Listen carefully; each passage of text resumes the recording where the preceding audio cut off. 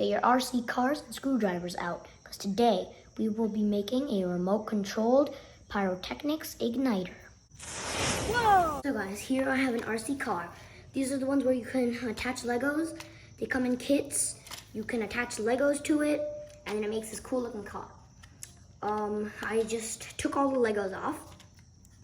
And then now, what you will need is I have this speaker magnet I got from my old TV.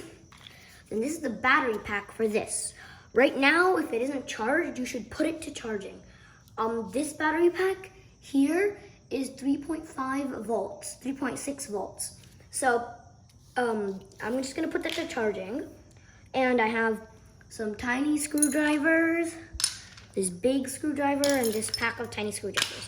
I just brought a bunch just in case. So you just need to start taking apart every single screw that you see.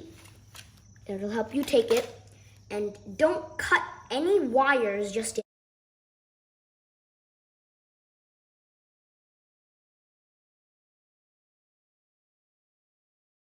So guys, I've just unscrewed all of the screws, and this car just falls right apart.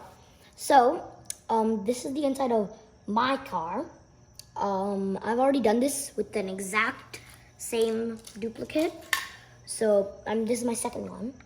And now, as you can see here, it really isn't that much wires. This is the main circuit board. Then this goes to the back motor. This back motor right here, powers the whole thing.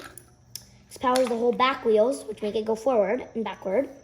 And this actually twists this thing, this little thing that turns these wheels, which are kind of broken now. But yeah, what you need to do now is this should just pop right out, and so does the switch. And the back one, you'll have to do a bit more unscrewing. I already unscrewed it.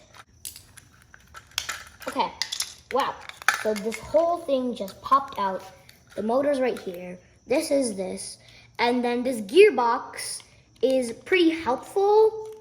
So I'm going to keep it, maybe for one of my further experiments.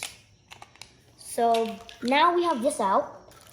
In my car, I have this little piece of tape, which I'm just gonna rip right off.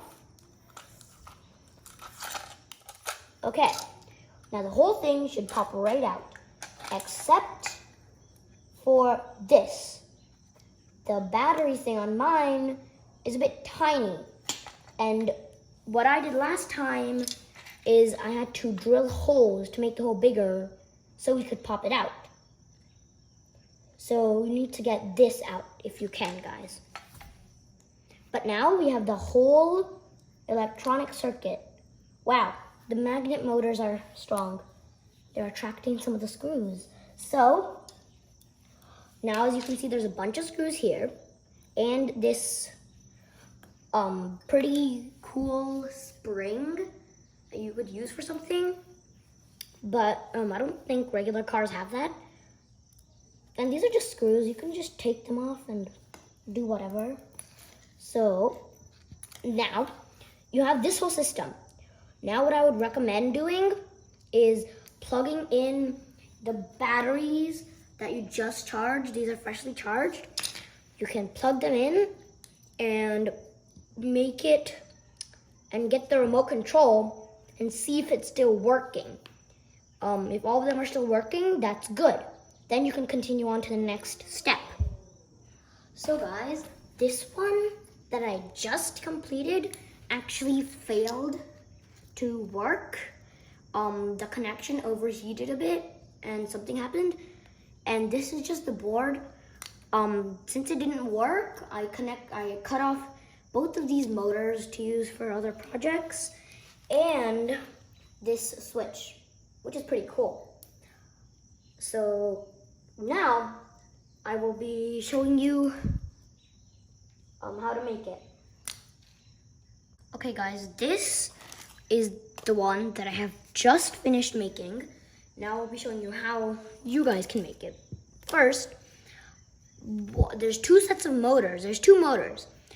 One of the motors, positive and negative wires, I made a hole in this cardboard box and I connected that up to some alligator clips, connected that up to this LED burner from my video before.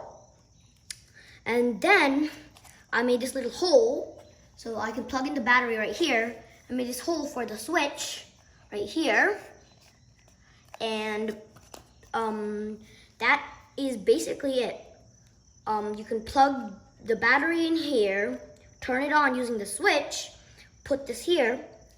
You know I showed you to break a bulb in my previous video. Go check it out, link in the description below.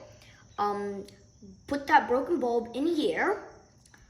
Make sure the battery is on. Make sure the battery is charged. Make sure this is on. And then you can leave it wherever. I added some extension right here. So this won't catch on fire when you're actually launching something. And this can go kind of far away, but you can go as far away as you want until the radio connection disconnects. So now we will be launching a small bit of thermite to show an example. So this is the remote. We have the thermite and the box set up.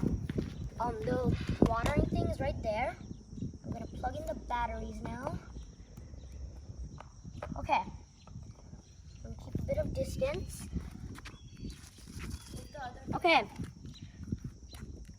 It's on. I need to turn this on from here. So guys, with a few adjustments, everything is ready. 3, 2, 1. Whoa! Yippee! That was awesome. Okay, I'm gonna try to use this thing. There's a tiny little fire. The plastic is burning. Oh, that worked. Okay. So guys, that was absolutely insane. If you liked today's video, please remember to like and subscribe. So this is the end of the burner that we just used. And actually it has grown. This chunk is a chunk of solid iron and some glass. So it is really cool. Every time I do an explosion, I try to keep each one of these as like a cool memory. I might hang it up somewhere down here. So that's it for today. See you next time.